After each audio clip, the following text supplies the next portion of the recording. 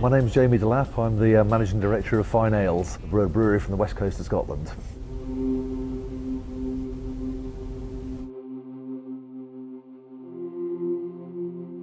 We're based literally at the top of Loch Fyne, an hour north of Glasgow. We're away out in the country. It's an area with a lot of cows, a lot of sheep, but not so many people. The nearest town to us is Inverary, which is about sort of a quarter of an hour's drive away. Nice little town, maybe 1,000 people, maybe 2,000 people.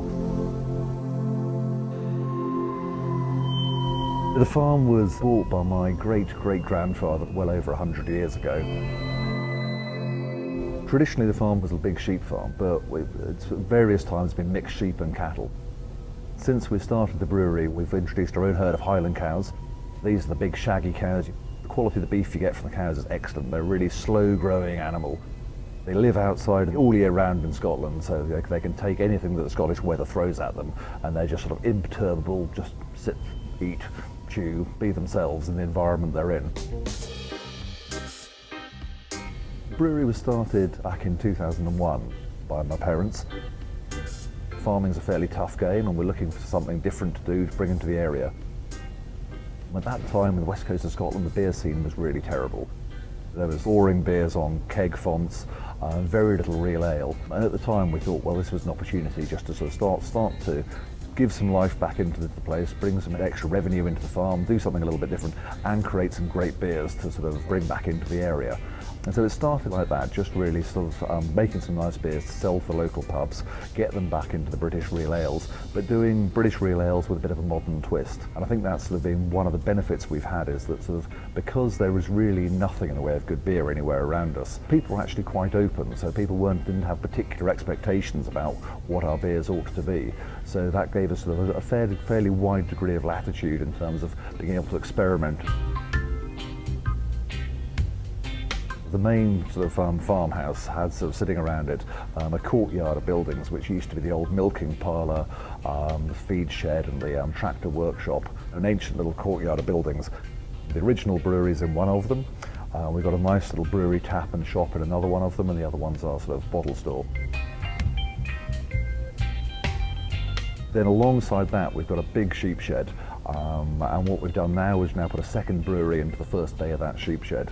So we've now got two breweries sitting right beside each other, which gives us sort of room to play. Part of working on a farm is that we're very much what we do is a sort of fit with the environment and with the farm and with what goes around us. In many ways you can sort of think of a brewery as a sort of an ecosystem in itself, a sort of very carefully controlled ecosystem that we're managing. We're basically getting the yeast to do its thing, so we're trying to give the yeast a happy ecosystem to work in. But there are obviously a lot of places where that internal ecosystem within the brewery interacts with the external environment. The obvious one is probably water coming in the way. Our water supply is basically just a small dam on a stream just directly behind the brewery. About sort of 200 yards up the hill, we've got a little dam into one of the streams coming down the hill, and that's where we're catching our water from. So it really means that if it's raining today, that rain's going to be in the brew kettle tomorrow. And thankfully, being in Scotland, it usually is raining today.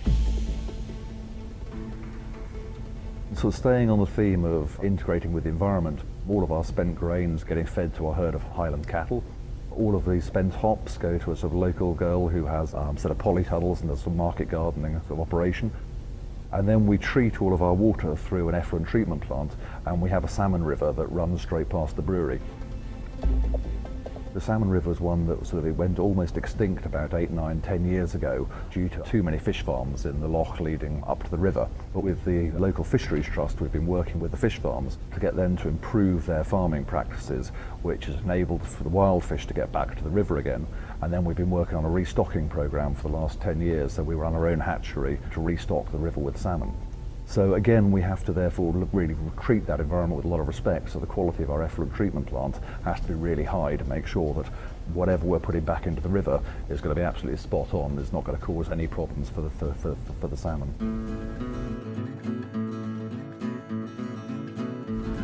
The brew house that we put in when we first started was 10 UK barrels. It was a traditional British brew house, so single infusion mash with a steam-fired copper. Quite a nice straightforward system. I think one of the benefits we had of the system's always been it was well designed from the beginning. So the system's always worked very well. It's given us a nice stable performance. What we've always tried to do is whatever we've done, we've wanted to do the best we can get out of what we can do. So all the way through, when there's been a matter of just spending some money on a tweak or something just to make the quality of the beer better, we've always been prepared to go the extra mile and try and get the quality of what we do to be absolutely as well as we can with the kit that we've got. With the new brewery, what we've wanted to do is to carry forward the concepts of the original brewery. So we're still staying with very much traditional British alehouse technology. So what we've now got is sort of a semi-automatic brewery. So it's a brewery that the brewer's still totally in control of. The brewer's setting up every route manually, but then we're using automation to do what automation does best, which is to really get tight control of the key brewing variables. It's a real sort of big step forward for us. The quality of the beers that we can get out of there are going to be really something forward again from where we are now.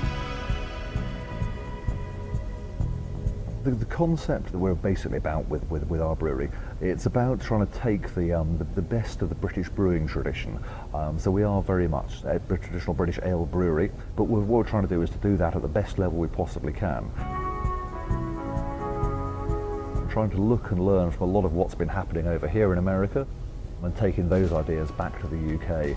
And so what we're trying to do is to find a way of doing this sort of hybrid that respects our traditions, respects our culture, but builds on them with some of the new world ideas. We're about drinking beers which are sessionable, beers that people are going to enjoy and that they're going to come back for more of. We're not particularly going for the big wow one-off beers. We want beers that people are going to enjoy on a day in, day out kind of basis. And so probably the epitome of that for us is Jarl. So Jarls are 3.8% golden ale. It's won Champion Beer of Scotland a number of times. It's been Champion Golden Beer of Britain. It won bronze in the GBBF overall last year. So it's been a great beer for us. The malt bill is all Marisota with just enough torrefied wheat for head retention, extra pale, low colour, and then it's single hopped with Citra. And I think again this is really where sort of, you know, we've taken Citra, a big modern American hop, and we're putting it into a real classic British session ale.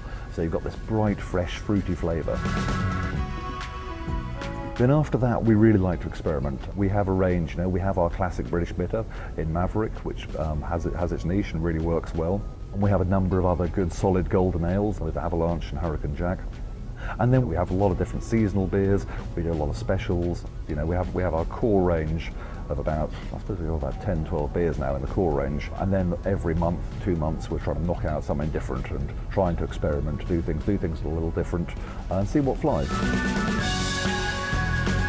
Our message to our brewing team is, look, what we want to do is just brew beers that you want to drink, yeah? Get out there, make something that's fun. We'll work out what's good. If we'll put it out there, if people like it, we'll brew more of it. If not, well, we'll enjoy it and that's cool and we'll try something else next time. But I think we're in the fortunate position that pretty much any experiment that we try, it's usually sold out before we've even got it packaged.